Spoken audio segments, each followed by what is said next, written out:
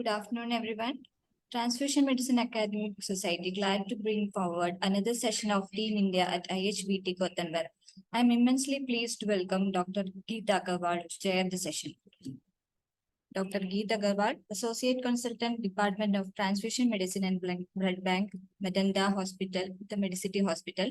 He completed DNB in immunohematology and blood transfusion from Medanta, the Medicity Hospital in 2016.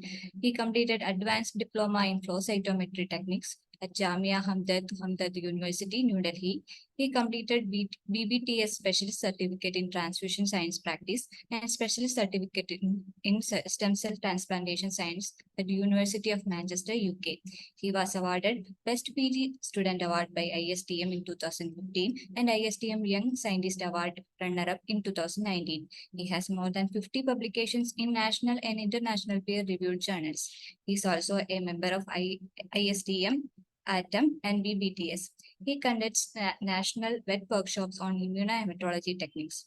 He is actively involved in teaching of postgraduate residents. His special interests are therapeutic apheresis and cellular therapies and transplant immunology testing. I am welcoming Dr. Geeta Agarwal to chair the session. Thank you. Thank you for the nice words of introduction. And I would like to welcome all of you for this academic session today. We'll have three speakers speaking on beautiful therapeutic apheresis application. First of all would be Dr. Ganesh Mohan. He's the Associate Professor at the Department of Transfusion Medicine. He's also the Quality Manager at the department there at Kastubara Hospital Blood Center. And he's a gold medal for his MD at ISBT. His special interests are hemostasis, coagulation, thrombotic angiopathies, therapeutic apheresis, patient blood management, massive transfusion. And he's been a PG guide for 3 students and even a PhD guide for 1 student. He's a member of multiple societies, both national and international. He's had various publications and chapters in international and national journals. So welcome, Dr. Ganesh Mohan. Next speaker would be I think next speaker is Dr. Saneha. She's an assistant professor at the Department of Immunohematology and Blood Transfusion at Parul Institute of Medical Sciences, Vadodara, Gujarat. She did her MD from Vadodara Medical College, and she has special interests in apheresis, immunohematology, patient blood management, cellular therapies. She's also a life member of ISBTI, ISTM, and ISP. Welcome, Dr. Saneha. She'll be our second speaker. And the last speaker for the day is Dr. Joysha. She's a senior resident presently at AIIMS Rishikesh. She did her MD transfusion medicine from AIIMS itself. And she has a special interest in immunohematology and therapeutic apheresis and is a member for AABB, ISBT, and ISPM. Welcome, Dr. Joysha. And these are the 3 speakers. And now I would like to hand over the mic to Dr. Ganesh Mohan so that he can begin his presentation. Welcome, Dr. Ganesh. Thank you, Dr. Geet, for the kind introduction and a good friend of mine. And thank you, Transfusion Medicine Academic Society, for letting up this Team India concept in our presentation happened during the ISBT Gothenburg 2023. Just 1 second, I'll share my screen.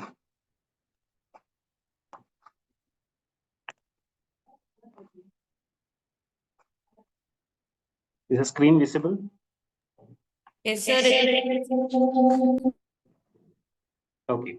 So during the ISBT Gothenburg conference, I was able to present one of the work which was going on in our department, which was the effect of therapeutic plasma exchange, low volume therapeutic plasma exchange in patients admitted with acute liver failure following yellow phosphorus poisoning. Acute liver failure due to poisoning is an emerging public concern because the epidemiology, when we see the epidemiology and pathogenesis of acute liver failure, in the Western world, the most common cause is drugs or poisoning. And in India, it is viral infection in origin, followed by poisoning or drugs. In the Western world, the leading cause is acetaminophen-induced acute liver failure. And in the Indian subcontinent, the position is taken over from the acetaminophen in terms of poisoning by yellow phosphorus.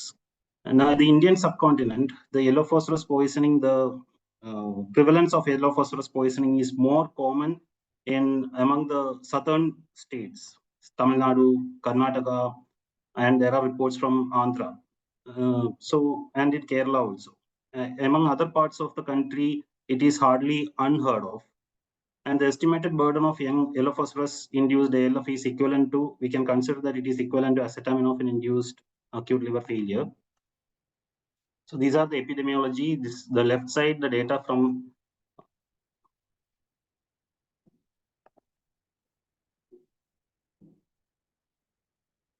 the left side, the data from UK, and the most common cause there is acetaminophen-induced ALF and non-paracetamol drug-induced ALF, constituting around 68% of acute liver failure. Whereas in India, the most common cause is viral hepatitis followed by drugs. Coming to the yellow phosphorus, it is available as a paste form or a biscuit form, 2 to 5% concentration of zinc phosphide. It is commonly available in most of the household as a rat killer. Its common name is ratol, used as a rat killer or a pesticide. It is a protoplasmic toxin that affects ribosomal function, causing damage to the liver, kidney, and cardiovascular system. Clinical profile, we can divide it into 3 stages once the ingestion happened. The stage 1 is the initial 24 hours, predominated by the gastrointestinal symptoms like nausea, gastric irritation, and vomiting. Stage 2, which happens 24 to 72 hours, and the patient relatively remains asymptomatic. The stage 3, where the problems genuinely happen, is after 72 hours with deranged liver functions, liver injury, hepatic encephalopathy, acute kidney injury, shock, severe acidosis, and leading to death. The antidote for this yellow phosphorus is not available as of now. And traditionally, the patients were posted for liver transplantation. And in our country, it is not feasible to have an acute setting liver transplantation because of various reasons. What makes the liver transplantation difficult for these patients? One is the financial status of the patients, because they are mostly they are farmers or rural living areas, coming from rural areas, which they might be find difficult to spend lakhs of amount in a say 48-hour time frame. And then even if they have the financial aid, to find a donor, suitable donor, because of the lack of organ donor registry and difficulty in finding a liver donor within a short span of time. Usually the patient will wait for certain time to go into the transplantation facility to have a liver transplantation. So may not be always a feasible option going in for a liver transplantation. Do we have any other options for patients coming with acute liver failure following yellow phosphorus poisoning? Lower volume therapeutic plasma exchange, that is 1 to 1.5 plasma volume as per the ASFA definition. There are promising evidences that it can be used as a bridging therapy till the patient goes for liver transplantation. High volume plasma exchanges, that is 8 to 12 liters of plasma exchange in one setting, is category 1 grade A by the ASFA guidelines in acute liver failure. The low volume TPE is given as category 3 to be indications. And 2019, I have put 2019 because when the study was happening, 2019 guidelines was the latest one available. So I have kept it as such. And it has been considered as a bridging therapy till the patient goes in for a liver transplantation when they find a suitable donor. And transplant-free survival is not documented with low volume therapeutic plasma exchange in yellow phosphorus poisoning till 2023. In 2023, there is a paper that has come out. The objective was to assess the clinical efficacy of low volume therapeutic plasma exchange in improving the clinical outcome of patients with acute liver failure due to yellow phosphorus poisoning. So the acute liver failure may depend upon the dose the patient has ingested, may depend upon various factors, predominated by the dose. They may say that one tube has consumed by the patient, but maybe a small bite or little bit of amount, which certain number of patients will not go for an acute liver failure or will not need a critical care setting, will not match King's College criteria for transplantation. They might be like completely normal within 3 to 5 days and will be discharged. Whereas if the dose is huge to cause a lethal damage to the hepatocytes, they will develop acute liver failure. This was planned as a case control study, which was matched for the age and severity of the patients who were admitted into critical care units. Study period was 18 months. It was done by a multidisciplinary team consisting of transfusion medicine, critical care, medical gastroenterology. The patients were admitted in critical care. The plasma exchange plan was developed by multidisciplinary team after institutional ethical committee approval, and TPE was planned as per the ASFA 2019 guidelines. Inclusion criteria: confirmed rat hole poisoning by toxicology report and acute liver failure requiring critical care admission, meeting the King's College criteria. Exclusion criteria: negative toxicology reports. Patients who had history of rat hole poisoning or had a positive toxicology report but who did not require critical care admission, and less than 18 years of age, non-consenting patients, and patient with non-chronic liver or chronic kidney diseases. Plan for the therapeutic plasma exchange was decided, and initially 3 cycles we used to do daily, and review after the third procedure. And if the patient's clinical progression is not achieved by the predefined criteria, we plan to do 3 more procedures on alternate days. Each session consisted of 1.3 to 1.5 plasma volume. Replacement fluid was 0.9% normal saline, 1:1 ratio of 5% albumin, and fresh frozen plasma. Patients were monitored with complete blood count, vitals, liver function test, and coagulation times. The endpoint of TPE was defined as no signs of encephalopathy, complete resolution of altered liver functions, and normalization of coagulopathy. The study endpoint was complete resolution of the symptoms or death, whichever happens earlier. This was the algorithm. We had 57 patients with alleged history of rat hole poisoning. Among them, we excluded 21 because of negative toxicology reports. Not requiring ICU admission was 7 number of patients, and multiple attempts of deliberate self-harm because we thought that patient had so many, because within a span of 3 months, he had attempted 3 DSH. So we excluded that patient. Remaining 36 patients were included for the study. Patients who underwent low volume therapeutic plasma exchange were 19, and patients who did not undergo therapeutic plasma exchange were 17. The clinical outcome of the survival rate among the 19 who underwent therapeutic plasma exchange, 13 survived and 6 succumbed. Among the patients who did not undergo therapeutic plasma exchange, all of them deceased, because none of them went for the liver transplantation option also. So none of the 36 patients who were in the study group did not go for liver transplantation. This is the demographic. They were matched for the age. Severity matching was the tool used for severity matching was model for end-stage liver disease at the time of admission, which was captured using the requirement of dialysis, the creatinine level, the bilirubin level, INR, and the sodium. The TPE group, the 19 patients had a mean MELD score of 32.64, and the non-TPE group had a mean MELD score of 37.83, and both the score corresponding to a mortality chance of 52.6% at the time of admission. As we discussed, there were 19 patients who underwent low volume therapeutic plasma exchange and 17 patients who did not undergo plasma exchange.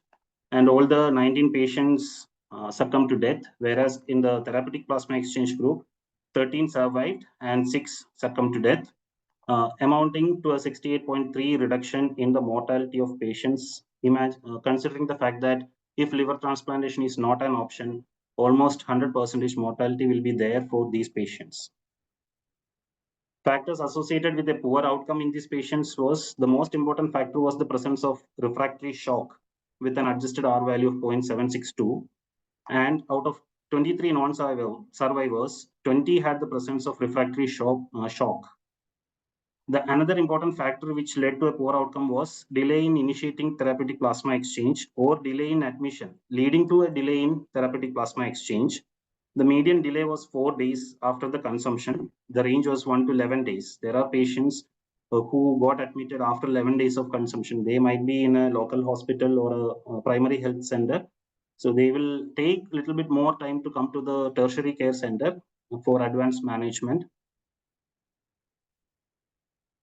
This was the TPE details which we performed during the study. Plasma volume processed average was 3,200.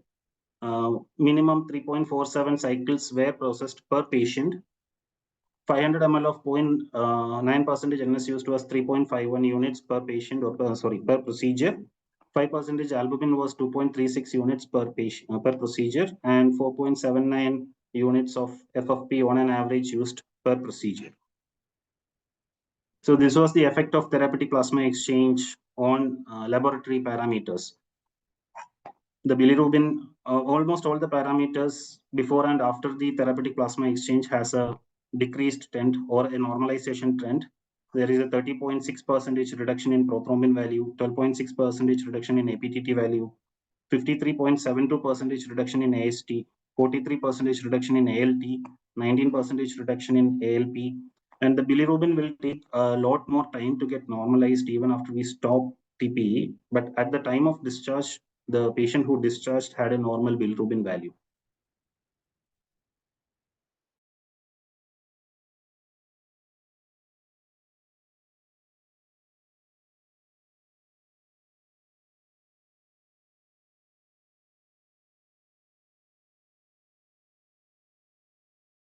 Seventeen patient had altered liver functions at the time of admission, and at the endpoint, 8 patients had the presence of coagulopathy, and 6 patients had the presence of altered liver function.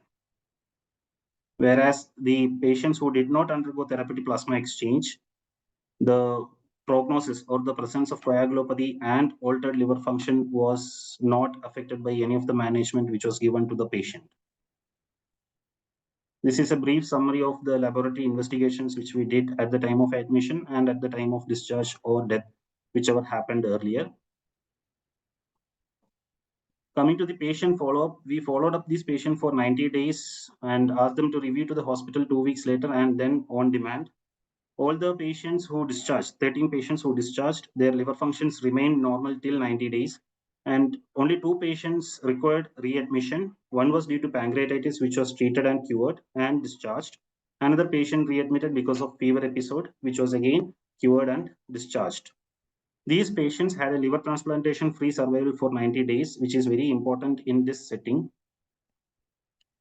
Coming to the discussion, the reported survival rate following yellow phosphorus intake is 35 to 65% from various publications in India. This survival rate is affected by the presence of, affected by whether the patients are going for liver transplantation or they are getting high volume plasma exchange or low volume plasma exchange. Because the data shows if there is no therapeutic intervention, almost all the patients will face a bad outcome. The reported survival rate are either with plasma exchange or with liver transplantation, and the previous papers that had considered low volume therapeutic plasma exchange as a bridging therapy to liver transplantation. And this has shown us that, this study has shown us that even with the low volume plasma exchange, patient can be asymptomatic and remain with a normal liver functions for a quite number of period of time, even though we need a longer follow-up of these patients. Current studies show that it improves the clinical outcome. It negates the need for liver transplantation, which is also very huge for these patients where they are facing economic burden with therapeutic interventions, and reduces the readmission due to hepatobiliary problems. And this was a remarkable achievement for the management of yellow phosphorus poisoning in our population. And majority of these patients will not go for a liver transplantation either due to lack of available donor or due to financial constraints. One of the strongest predictors, as we have seen, is the presence of irreversible shock or acidosis with or without multiple organ failure. And the reason could be the refractory shock or the acidosis development is more observed in patient with a delayed admission or a delayed initiation of TPE, because as we allow the disease to progress, the symptoms worsen, multi-organ dysfunction syndrome sets in, and patient will go for a refractory shock and acidosis later, leading to a non-salvageable state. At that time frame, their hemodynamic status is not suitable for a large volume shift. Even dialysis is risky for them. So those patients then reaches a stage where they are like non-salvageable at that point of time. The length of hospital stay, which was which was interesting, was very short in group 2. Group 2 means the people who did not undergo for therapeutic plasma exchange. was very short. Actually, it was 3 days compared to 11 days in the patients who underwent plasma exchange, because most of the patients succumbed to death within 72 to 96 hours after the admission in among 19 patients. And the decision to split 1:1 ratio of 5% albumin and FFP in colloid arm was to address the unique physiological condition of the patients in ICU. They had coagulopathy, they had hyperbilirubinemia, they had elevated ammonia and unstable hemodynamic status requiring intravolume replacement and refractory shock. So the damaged liver will not be able to synthesize and provide complement factors, immunoglobulins, cytokines like any other patient who undergoes therapeutic plasma exchange, say myasthenia gravis or any antibody mediated problems. So we need to consider the fact that they need fresh frozen plasma as a replacement fluid and another colloid which supplement their protein requirement. The ideal time to initiate low volume therapeutic plasma exchange or plasma exchange is when the first change is noticed in liver enzyme and coagulation parameters. So the patient will be asymptomatic and their parameters will be normal for a number of days. The moment we see a deterioration happening, that is the time when we need to intervene and try to save the patient's life. If we wait for say 5 days, 6 days later, the patient will eventually develop acidosis and shock. And the poisoning is very common among young patients in South India, especially in our population, and it is the most common cause of mortality related to acute liver failure in our place and even in Tamil Nadu, because there are a lot of papers coming from Tamil Nadu. And lack of resources for an immediate liver transplantation and financial constraints are the logistical reason for a poor outcome if the patient is not going for a plasma exchange or any other alternative, or we have to develop an antidote for yellow phosphorus poisoning. The limitations, even though the study showed that it can lead to approximately 69% mortality reduction and the patients may be asymptomatic with a normal liver function for 90 days, a randomized trial would be ideal to define how crucial it is to save the patient's life. And a long-term follow-up, ideally 5-year follow-up of these patients who survived would be ideal in our scenario. Coming to the conclusion, low volume therapeutic plasma exchange should be considered as the first line therapy in yellow phosphorus poisoning, because as of now it is category 3. That itself has its own limitation because the treating physician might be in doubt, like, shall we start therapeutic plasma exchange? If it is first line therapy, if it is category 1, there won't be that much of a doubt or a discussion happening related to the point. So we need more evidences. Low volume therapeutic plasma exchange should be initiated at the first sign of altered liver function without delay, and universal access to therapeutic plasma exchange in rat hole poisoning shall also be implemented so that patients may have a better chance of survival. So these are the glimpses of ISBT Gothenburg conferences which we had, and we enjoyed the time there with beautiful scientific sessions and, as usual, roaming around. So we had Indian team, quite good number of representation from India. Thank you.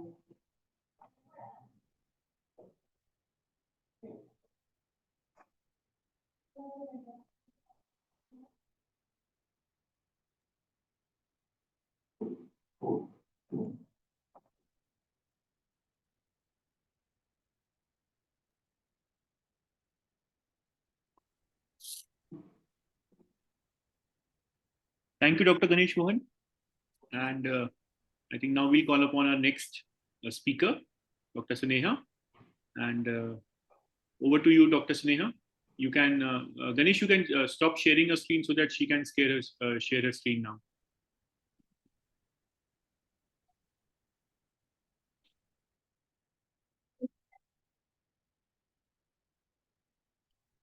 Good afternoon, everyone. Am I audible, sir? Yes, you are. You can do the full screen and then start, please. Thank you. My slides are visible. Yes, I can see your screen. You may start. Okay. First of all, I would like to thank Transfusion Medicine Academic Society for giving me this opportunity. My case, basically, my study is a short case-based study. The topic for today's discussion is pediatric case of pertussis with leukemia reaction, which was treated with therapeutic leukocytopheresis. Currently, I'm working as an assistant professor at Department of Transfusion Medicine at Parul Institute of Medical Science and Research. But my study was done at my previous institute, which is Baroda Medical College. These are the topics which we would be looking at today. Pertussis, commonly known as whooping cough, is a respiratory tract infection which is characterized by paroxysmal cough. The most common organism being Pordetella pertussis. It spreads through airborne droplets and is highly contagious. Cytopheresis, as we all know, is removal of cellular components of the blood, has been used as a treatment modality in infectious cases. What is hyperleukocytosis? It is arbitrarily defined as total WBC counts more than 1 lakh per microliter. Typically seen with some of the hematological malignancy. We all know in AML and CML, therapeutic leukocytopheresis is commonly being done. But this was the infectious case which was done. Here we did it for pertussis. There is insufficient evidence regarding the use of leukocytopheresis as a treatment modality. According to the ASFA, American Society for Pheresis guidelines, they support that hyperleukocytosis, leukocytopheresis can be done in category 3, grade 2B. This is the revised guidelines. Earlier, when we did the study, it was category 2. Category 3 means the optimum role of therapeutic pheresis is not established. The decision is based on the individual. Our aim was to analyze role of therapeutic leukocytopheresis in treatment of pertussis with leukemoid reaction, and also the safety of this procedure in pediatric patients. The case was of a female, 18-month-old female. She was weighing 7.7 kg. She came with chief complaint of cough, cold, fever for 2 days. Very acute presentation, as you can see. Her temperature was 102 degree Fahrenheit. Her heart rate was 167 per minute. Her respiratory rate was 26 per minute, and her saturation was 80% on room air. She was in the gasping stage, so she was intubated and admitted to PICU. On further investigation, her hemoglobin was 7 gram per deciliter. Total count came to be 1,13,800, and also the platelet count was on the higher side, 4,58,000 per cubic millimeter. Patient was examined, and USG guided central venous access was obtained. Leukocytopheresis was done on spectra optia. Exchange kit was installed, and the RBC, we also did the RBC priming using leukoreduced RCC, and they were AHG cross-matched. As the patient blood volume was very low, multipara monitor was also connected with the patient when we were constantly monitoring her for pulse, BP, and oxygen saturation. Procedure lasted for 161 minutes. Total blood volume processed was 1382 ml. 129 ml of anticoagulant was used, and post-procedure she was also transfused with 80 ml of leukoreduced RCC. Her hemoglobin increased to 8.40 gram per deciliter. Her total count reduced to 40,200 per cubic millimeter, and her platelet counts also reduced to 74,000 per cubic millimeter. Patient's clinical condition improved gradually with antibiotic coverage and leukocytopheresis. She was being kept in constant intravenous hydration. Hydroxyurea was also started, and she was able to maintain 97% of SpO2 on room air after 21 days of her ICU stay. These are all the parameters which I just now discussed, that her total count reduced to 40,200 from 1,13,800. Her platelet count also dropped to 74,000 from 4,58,000. Her hemoglobin increased to 8.40 gram per deciliter from 7. And her SpO2, this above 3 parameters are after 24 hours of the procedure, but SpO2 is like after 21 days of her stay, that after 21 days she could maintain on 97%. In between there were many fluctuations. She was intubated, and then she was on room air, then on O2, and so on. Leukocytopheresis is often used as prophylactically to prevent leukostasis or to improve its clinical symptoms. Hyperleukocytosis can lead to leukostasis, tumor lysis syndrome, and DIC. WBCs are not as deformable as RBCs. Viscosity increases logarithmically as the fractional volume of WBCs increases. They aggregate and cause vascular occlusion, which further leads to ischemic tissue injury that can result in intracranial hemorrhages and respiratory failure. As we know that whenever the aggregates would occur, it would ultimately affect the oxygen consumption, and it may compete with other tissue cells in the areas due to the obstruction in the flow. It has also been shown that myeloblasts secrete cytokines, which increases the activation of endothelial cells and which induce the adhesion receptors on the blast cells themselves, promoting adhesion of the blast to vascular endothelium. Clinical signs would be depending on the organ of injury. If the lungs are involved, we know that there would be tachypnea, dyspnea, and hypoxia. If CNS is involved, we will have the symptoms like mental status, delirium, mental status changes, delirium, confusion, headache, dizziness, and tinnitus.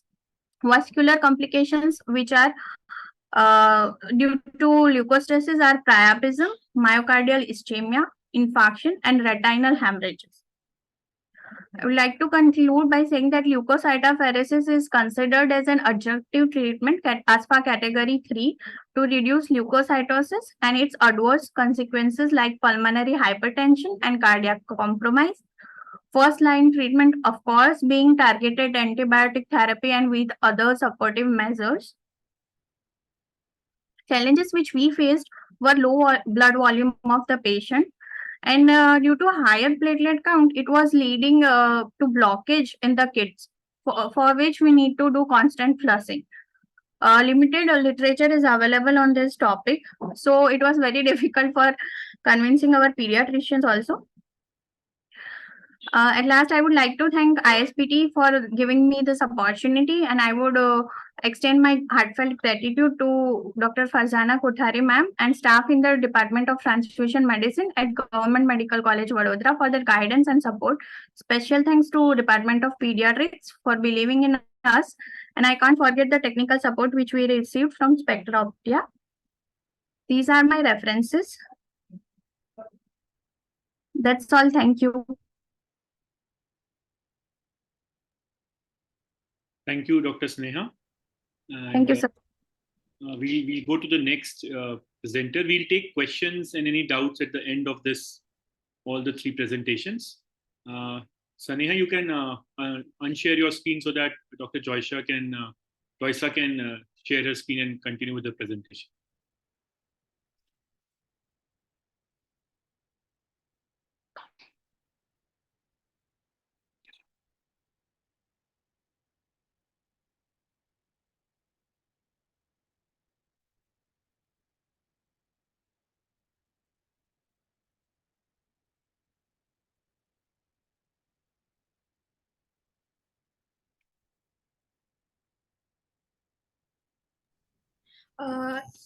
Dr. Joysa, please full screen for your. Yeah, I'm doing. So is my screen visible now? Yes, your screen is visible, and you may start your presentation. Thank you. Okay. Good afternoon, everyone. So first of all, I want to thank Dr. Geet for introducing me, and Tima's Kerala Society for giving me this nice opportunity of presenting my topic in this forum.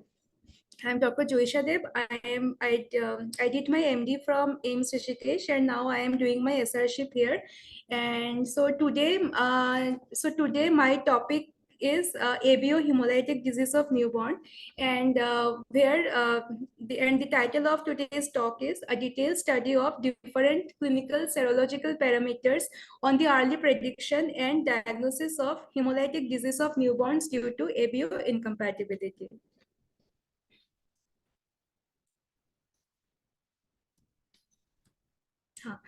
So I will be discussing my topic under the following headings. These are my headings. Coming to this topic, hemolytic disease of newborn is an important clinical entity with which our field is often associated with.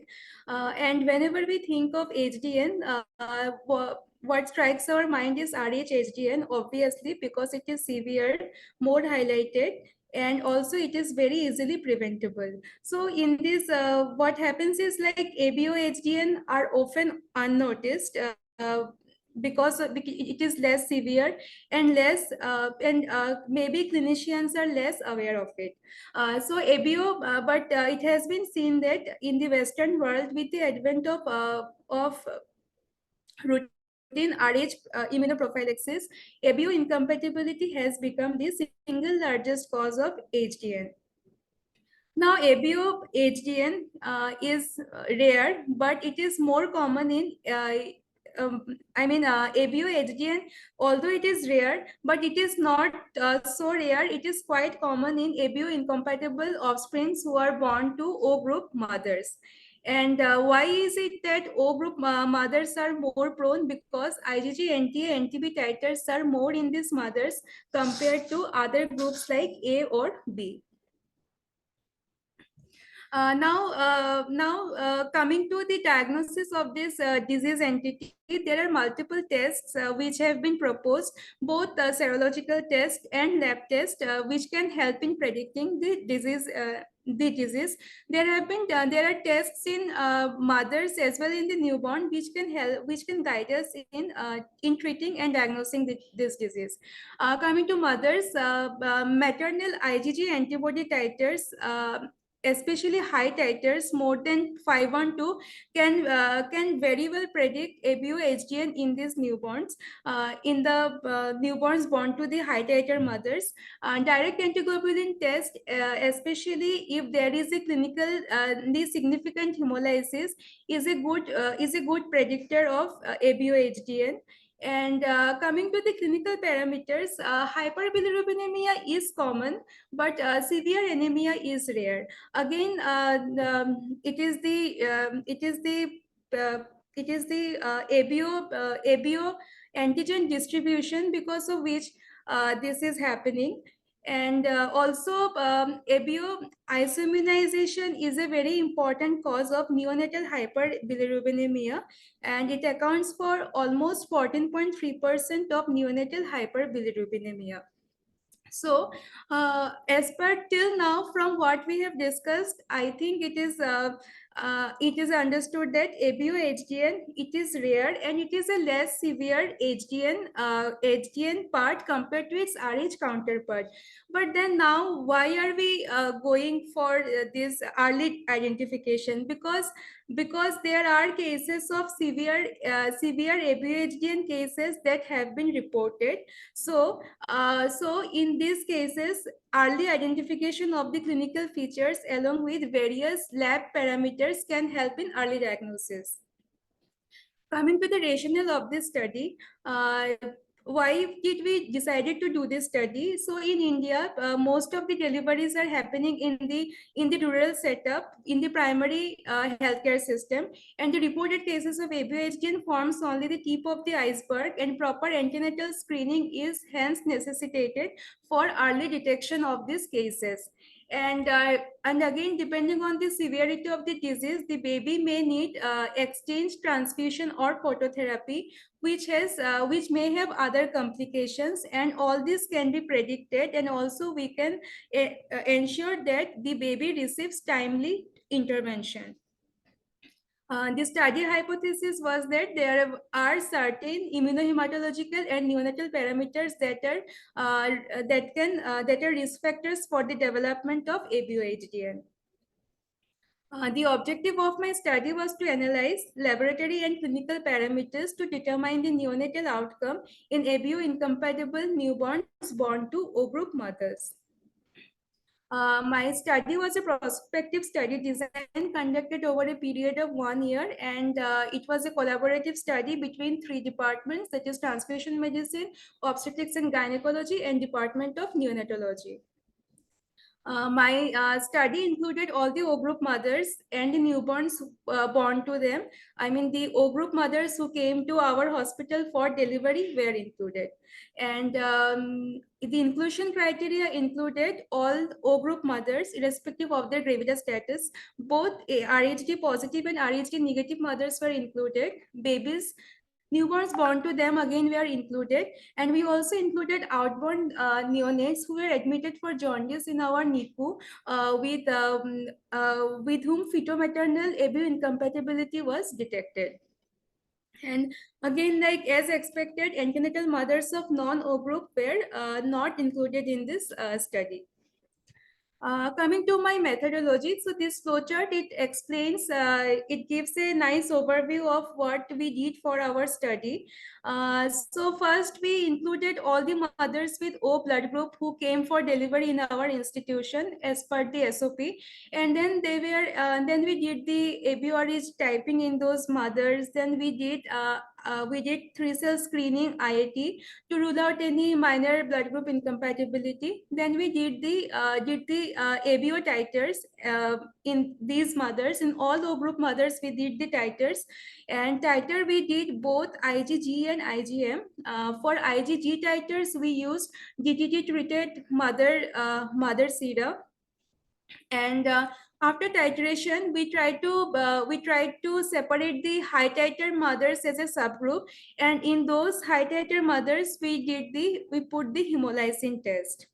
And so these were mostly the tests we did in mother, and then we followed up the babies born to these mothers. And on the newborn sample, we did again ABO-RH typing. Then direct antiglobulin test was done by CAT method, and heat elution was done if whenever we got a DAT positive sample. Now then, records of the clinical management, CBC, total bilirubin, and any other relevant investigations were evaluated till the hospital stay. Non-O group neonates were assessed for ABO-HDN based on predefined criteria. So this is the definition of ABO-HDN we took for our study, like with should match with any of the 3 criteria, like high maternal titer, DAT positivity, evidence of hemolysis, and negative DAT. If negative DAT, then clinical evidence of hemolysis should be there. And this is how we graded ABO-HDN cases for our study. And again, this is also followed in our NICU protocol. And mild, moderate, severe. Mild ones are the ones who didn't require any intervention. Moderate ones, the intervention was limited to phototherapy. And in severe HDN, they got exchange or top-up transfusion. And anemia was defined as per Nelson criteria, where we, by taking hemoglobin as 14.9 gram as per DL as a cutoff, and then adjusted for gestational age. And for hyperbilirubinemia, we followed the American Association of Pediatrics chart, and again we adjusted for gestational age and risk factors. And statistical analysis was done as required. Now coming to my results, we got around 213 O group mothers registered in our study, and then we assessed the newborns who were born to them. Now again, as we can see, the newborns, so this is the total number of newborns in our study, and they were divided into two groups. First one is the group 1, ABO compatible, and the second one is the ABO incompatible group. Now in the ABO incompatible group, we divided them into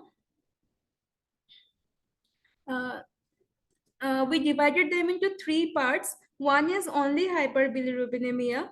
The other one are hyperbilirubinemia present, no HDN, and the other ones are hyperbilirubinemia also present and HDN is also present. So as we can see in the in this table, will be seeing the different lab and clinical parameters in different subgroups of newborn population. Now the subgroups are as described in the previous slide. As we can see, these are the lab parameters we assessed: hemoglobin, total bilirubin, and again, based on that, percentage of newborns with anemia, percentage newborns with hyperbilirubinemia, and finally phototherapy in hours. So we can see that the group 2-3, that is the ones with ABO HDN, they have less, as expected, they will be having uh, lesser hemoglobin than the ABO compatible newborns, and the percentage newborns with anemia is also higher in the other groups, like in the ABO HDN group, without ABO HDN but hyperbilirubinemia. In these groups also, the percentage of newborns with anemia is higher compared to the ABO compatible group. So this is significant, and this was statistically significant. Total bilirubin, as we can see, find it here, it is quite high in the in the 2-3 group, that is the HDN group, compared to the other groups. And the percentage of newborn with hyperbilirubinemia, it was 17.5% in ABO compatible group and 36.8% in the ABO incompatible group. Now again, these percentage values are also statistically significant, and phototherapy in hours didn't vary much. It was similar in almost all the groups. And again, I want to say that we didn't assess for any other coexistent comorbidities that might have affected the results. So there may have been other coexistent factors that may have affected our results. Now the newborns were now the ABORH typing was distributed in these newborns, as we can see it here. So 43% of them were O group, and while 26 and 29% respectively were A or B groups, but no cis AB group was detected in the newborns. So coming to the next part of our results, here we have tried to find a correlation between the IgG titers and the other parameters like total bilirubin. So these are the two scatter plots where we have showed the relation between IgG, NTA, bilirubin, and in the second slide it is about IgG, NT-B, and total bilirubin. And in both the graphs we can find a linear relationship between the two parameters, and Spearman correlation coefficient was used to assess the correlation. And in both the cases we found that these were statistically significant. For every 1 unit increase in TB, the IgG, NTA, NTB increased by 12.68 and 15.76 units respectively. And as it is, we can see it here, both of these are statistically significant. And again, a significant correlation was seen between death positivity and total bilirubin in group 2 newborns. That is the ABO incompatible newborns, which is very much expected because death positivity increases the risk of hemolysis. Coming to the next table of my results. So in this table, we have tried to assess the diagnostic performance of the difference of the different immunohemat and clinical parameters and its role in predicting ABO HDN. So we can see here that IgG NTA titer has the highest sensitivity. And in specificity, DAT stands highest. In PPV also, DAT stands highest. And in NPV, IgG titers are against highest. And overall, in diagnostic accuracy, DAT stands tall.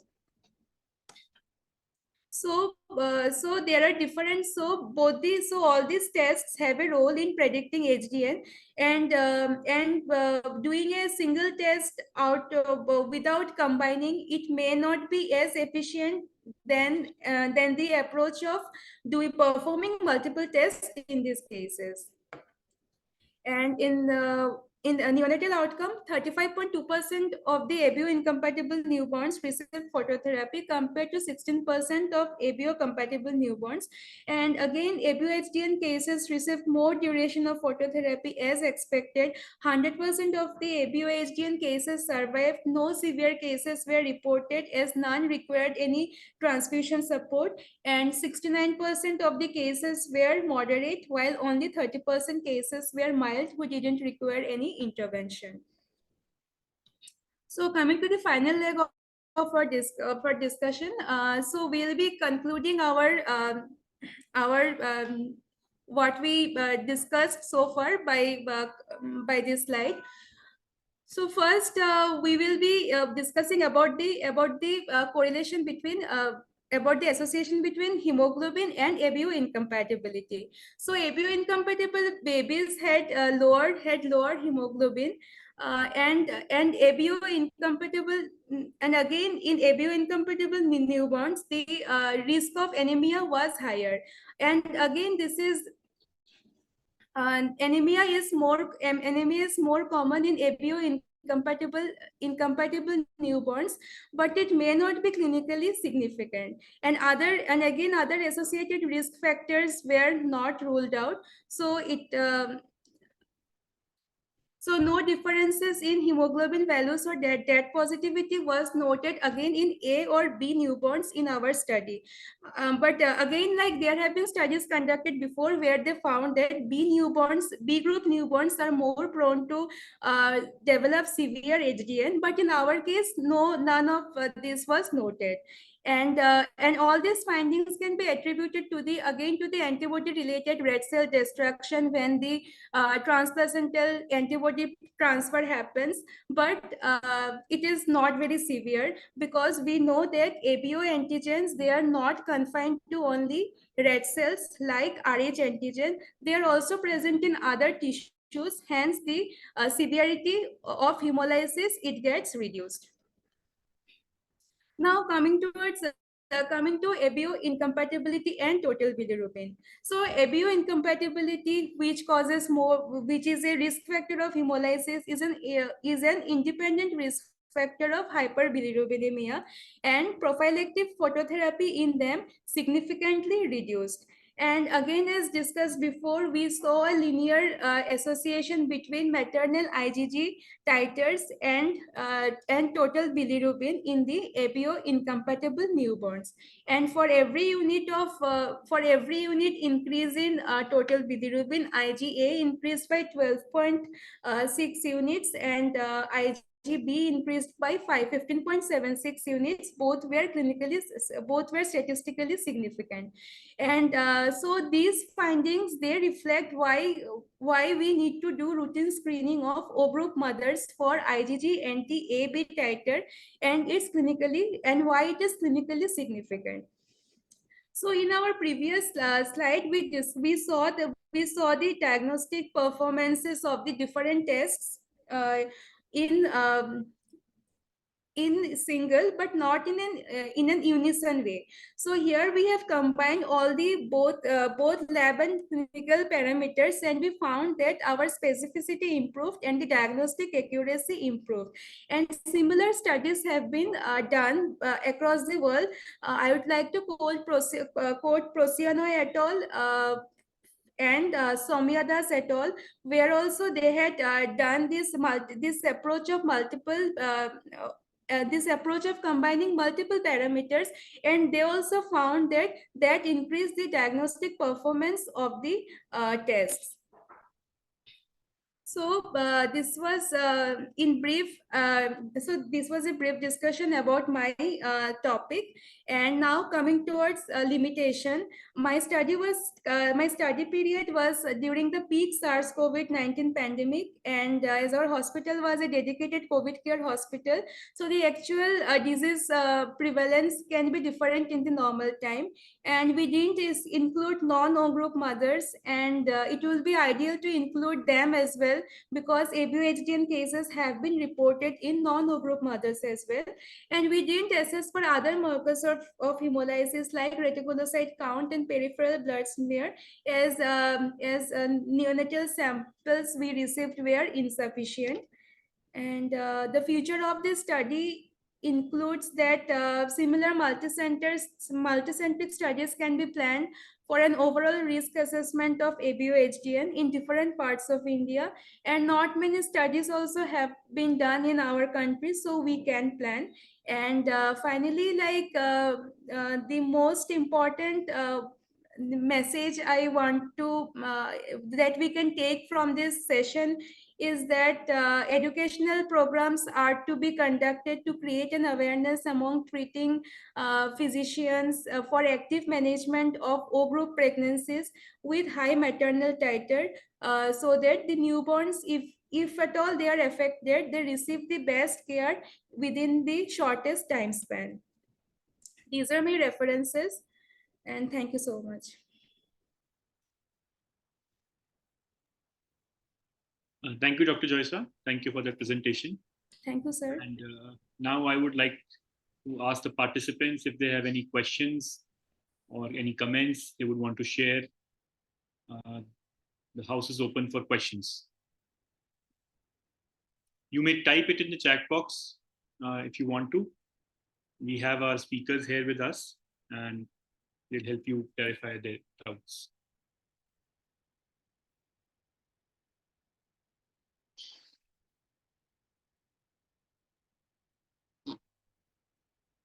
So if nobody's asking a question, may I ask, Ganesh, are you there? Yes, Dr. Geet. Ganesh, just a couple of questions if you could answer. First of all, it's a great study. We've been hearing about high volume plasma exchanges in acute liver failures, and pre-transplant we've been doing high volume titers even at our center, and we try to bypass not going towards the transplant, and you do it try and reverse that acute liver failure with plasma exchange. And now my question is that why did you call this a low volume plasma exchange? You were doing 1.3 to 1.5 volumes, right? And Yeah. that's what we all normally do. Was it because high titer has become famous, you wanted to call it low titer, or did you have something else in your mind? Yeah, there are a couple of reasons. One, actually, there is one protocol from CMC Vellore. There is a protocol. They have defined low volume plasma exchange as 50% exchange, plasma exchange. Means 0.5 plasma volume. Right. Yeah, and standard is 1 to 1.5 plasma volume, and the high volume plasma exchange is 8 to 12 liters. So generally, when we say acute liver failure plasma exchange, we always see high volume plasma exchange. And since we had the discussion about this during the management of patients, we used, even though it is a standard volume that we exchanged, we wanted to use it as a low volume rather than simply saying therapeutic plasma exchange. So Right. that's how we went ahead with low volume plasma exchange. And we have not done 50% exchange till now. So we don't have the data to show the efficacy of 0.5 TPV exchange. Right. Dr. Devi has raised his hand. He would like to ask a question. Devi, can you unmute yourself? Hi, Dr. Ganesh. Actually, the first question was answered by the low volume plasma exchange because in last case, in acute liver failure, we did 0.5 to 0.7 volume procedure, and the results are very good. Now, but I want to actually ask about the procedure protocol you followed in this case. Procedure protocol. What protocol you followed? I think you said that 3 sessions were done the first day of the therapeutic plasma exchange. Procedure protocol means, could you please elaborate? Because I think you said that 3 sessions were done on the first day of the therapeutic plasma exchange. Actually, the plan was to do 3 cycles of plasma exchange daily. Daily means 3 days. Okay, fine. So one I thought cycle that will be, say, day 1, second cycle will yes. be on day 2, and third cycle will be on day 3. Then we will review the patient, And then if the patient needs further procedures, then alternate day we have to do the procedure. That's how we designed. Okay, thank you. And thank you for the Sir, information that you have done 0.5 to 0.7 plasma volume. yeah, sir, and second question is that it is my query only. So how many of the therapeutic plasma exchange cases you have done in the acute liver failure cases have actually proceeded to liver transplantation? If you have any data, sir. Yeah, actually from this data pool, none of the patient went for a liver transplantation. So 19 patients who underwent therapeutic plasma exchange, 6 of them died and 13 patients survived and they got discharged and they did not undergo liver transplantation. So I had a data till 90 days from their discharge and all of them were doing good. Then another question is, sir, so what is the time duration need from admission to the initiation of the TPE? So and how it does affect the clinical condition of the patients? Okay, so it all depends on day 0. If we consider it as day of consumption of the yellow phosphorus or ratol, and if they get admitted on day 0 itself, then they are monitored on a regular basis, on a daily basis, and we can pick up the changes very early. Most of the time that is not happening because they might get admitted to local hospitals. From there they will be referred to another secondary care center. From there they will be referred to a tertiary care center. So they will come to a hospital where they can get some facility like this, say on day 6 or day 7 from the day of consumption of the poison. So by that time, they might have already developed acute liver failure, and they might have already gone to the stages of grade 3 or grade 4 hepatic encephalopathy and MODS. So that is one of the delay that I have mentioned. And another delay is even though they got admitted at day 0 or day 1, most of the time the consultations will be given after they develop hepatic encephalopathy, and it will be a really struggle for maintaining the hemodynamic balance during the plasma exchange.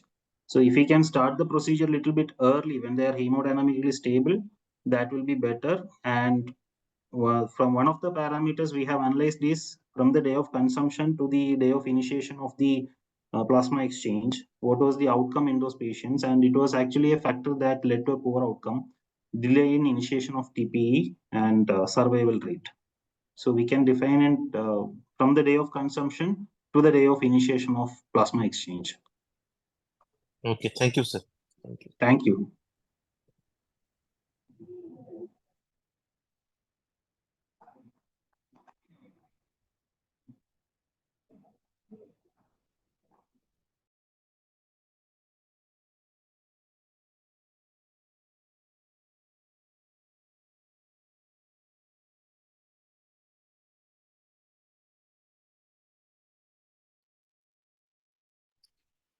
Thank you, Devi, for the question, and Ganesh for the clarification. Ganesh, there is another question in the chat box and a comment. It says a very nice study, and it also asks you if was there an upper time duration cutoff after poisoning for inclusion in the TPE arm? Sorry, Geet, was there an upper cutoff for inclusion in the TPE arm? So you say that we should initiate the TPE as soon as possible, right? But let's say if the TPE had to be done 2 days or 3 days or 4 days after the poisoning, what was the cutoff after which you would not include in the TPE? Okay, so from the study, we had seen that the study participant who received plasma exchange, once they consult, and we have discussed in the multidisciplinary team, so that was variable. So some patients might have started plasma exchange from day 4 onwards, some might have started on day 6 onwards, depending upon their situation. But from the data that we have gathered, we would say that the first changes that we observe in coagulopathy and liver enzymes, that time we have to plan for plasma exchange. Maybe within 24 hours time span, if we can start plasma exchange at that time, it will be better from the first derangement of coagulation parameters and liver enzymes. Right, right. And were you able to make some analysis or like a cutoff day in your TP arm that especially those who 6 of your patients who died, maybe you could do a sub-analysis if you could have started earlier, or a cutoff date or a watershed date after the maybe that would help them, even for us, that initiation of plasma, let's say till 3 days or 5 days, is a better option than starting it at say 7 days or 9 days after an acute poisoning incident. Yeah, that's a great suggestion, Geet. Thank you. Another question again, Ganesh, for yourself is that what they say that comment on replacement fluid of choice. Although you did mention 1:1 albumin and FFP, but if you could just elaborate that choice of yours as a replacement fluid. Okay, so how we decided on 1:1 split of albumin and FFP was usually we prefer albumin for any other cases of plasma exchange. Since acute liver failure, because of the derangement and liver is not able to produce all these factors which is required for the normal functioning, rather than going in for 100% FFP replacement, we split because FFP, when we consider say 3 liters of plasma when we exchange, we are substituting it with 2 liters of FFP. That volume is so huge. The chances of transfusion reactions, we are increasing the chances of transfusion reactions and maybe halting the procedure because of that. And 2, albumin will give you a potent protein supplement rather than giving enough volumes of FFP. So the patient requires both albumin as well, means protein supplement, as well as the normal factors which is present in the plasma. So that is why we thought of splitting it into 1:1 ratio. Right. I hope that answers the question asked in the chat box. One question that I wanted to ask you was, how did you select your control arm? Yeah, the selection of control arm happened. We offered them the options, so they have themselves avoided, or they have themselves not consented that okay, we do not want to undergo this procedure. We do not want to undergo liver transplantation. So those patients, because of various reasons, those patients were monitored for the outcome, how they progressed during the hospital stay, and they were asked, "Can you participate in the study rather than in a say, for example, going for a procedure?" So for the study, they have given consent, but not for the treatment. So they were the control arms. Correct. Thank you. And just last question. Sorry if I'm taking too much time for you. No, not an issue. But regarding the ethical clearance, you made a multidisciplinary team and went to your ethical board for that clearance. What exactly did you ask them for? Because my understanding is that use of TP is advocated by ASFA for these patients as a bridge therapy. What exactly was your ethical clearance all about? So one of the ethical clearance is to do it as like for a study purpose we have to get, and another one was we had to convince the treating physician also. So in the team, say for example, among 5 if we take, 2 of them were really convinced and 3 of them were like 50-50. We had to convince them, okay, we have to undergo with therapeutic plasma exchange until and unless the patient is going for liver transplantation, which is their call, patient call. So we approached ethical committee for this clearance, clarification that if you give the clearance that we can do plasma exchange for patients who are fitting in for liver transplantation, so at least that convincing the treating physician was helped by ethical committee clearance. Right. Now actually, if the patient comes, they immediately give the consultation to us, that plan for plasma exchange, because they're convinced by it. That's excellent reason for all of us here, that sometimes an ethical clearance would help us, support, the physician, make them understand that plasma exchange would be beneficial in such patients. Thank you so much, Ganesh. Thank you so much for your presentation. It was an excellent study, well designed. Thank you, Doctor. Now we'll go to our next speaker, Dr. Sneha.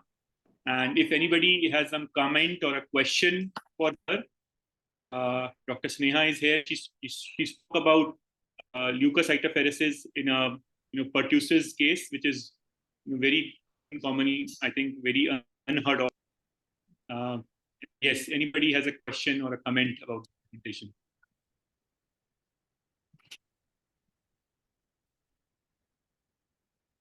So again, I think I'll ask you a question, Sneha.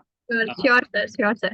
This is actually very rare to have this kind of a case where a pertussis patient developed such a high WBC count.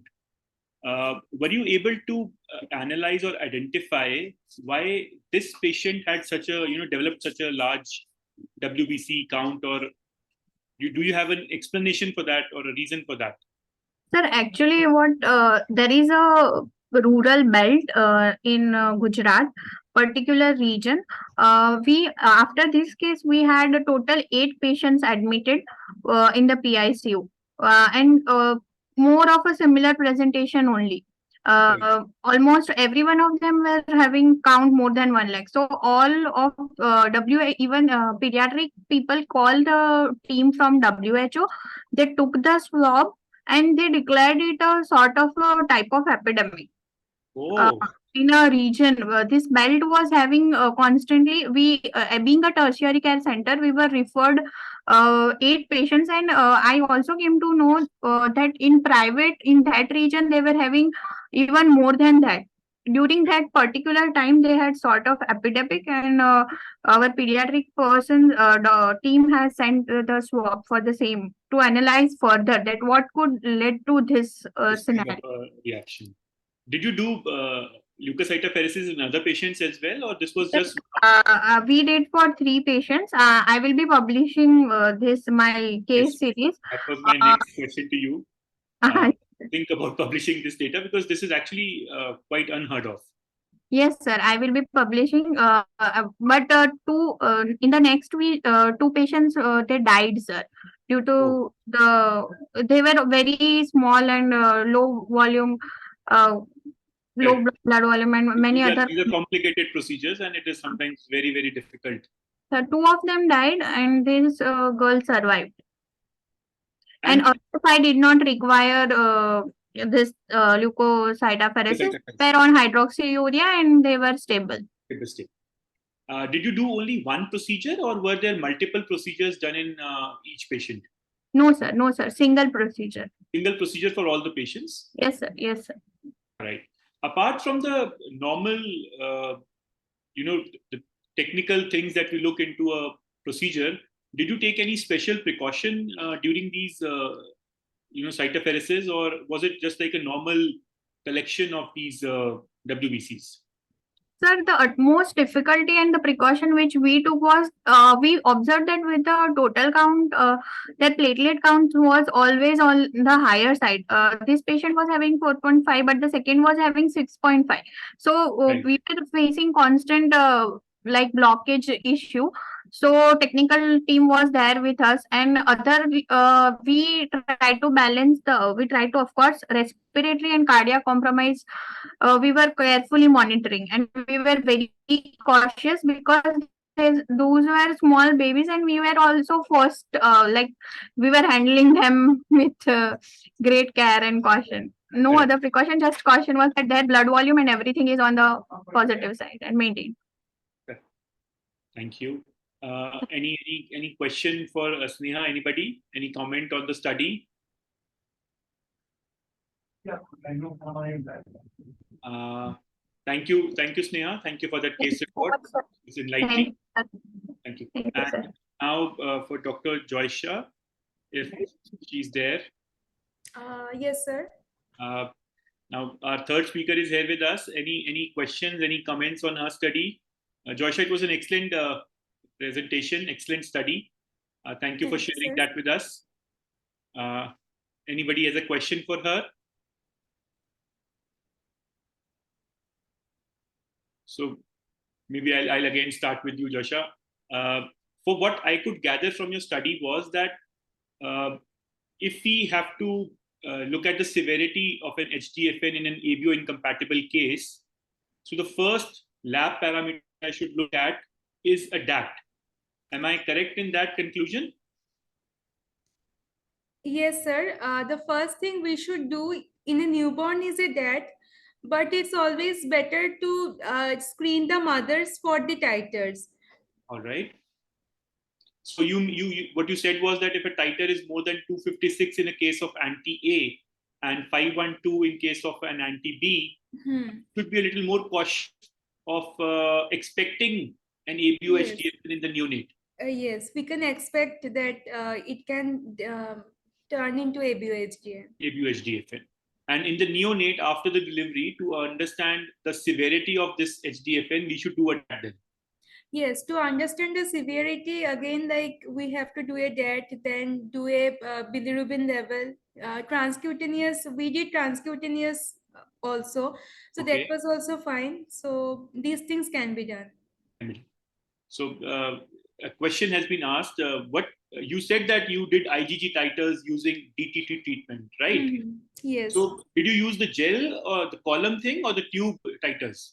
No, we purchased a powdered form DTT, and Right. then we reconstituted them like in the using phosphate buffer saline, and then we use them for titration by CTT method because it is the gold standard. The tube method. Yes. And the titer was basically the. Did you do the titers? Was the scoring also right, or you just? No. We didn't do the titer score. We only just did the titer, and we Titer. reported that. Correct. And what the patients that you said had anemia, right? As you say Yes. that those who had hyperbilirubinemia and those who had HDFN, they had a higher percentage of anemia. How Yes, many of they these? had, yes. The many of ABO these- incompatible ones, they had a higher percentage of anemia than the compatible ones. Compatible ones. And how many of these neonates required top-up transfusions or RBC transfusions? Not very much, around 10. We didn't do that part, like how Right. many of them require transfusion, because that will depend on many factors. Like we are having babies receiving for for surgery as well. So that Right. thing we didn't do for. Right. Okay. So maybe it's a nice idea to next time. Maybe you Yes, can but we can definitely think calculate a about it. cutoff of hemoglobin. You can give us an idea as to where the severity and titers with hemoglobin and the RBC transfusions. Yes, sir. Right. So anybody else? Anyone has a question for her? You got this. You got to present your study at ISBT Gothenburg. It was an oral presentation.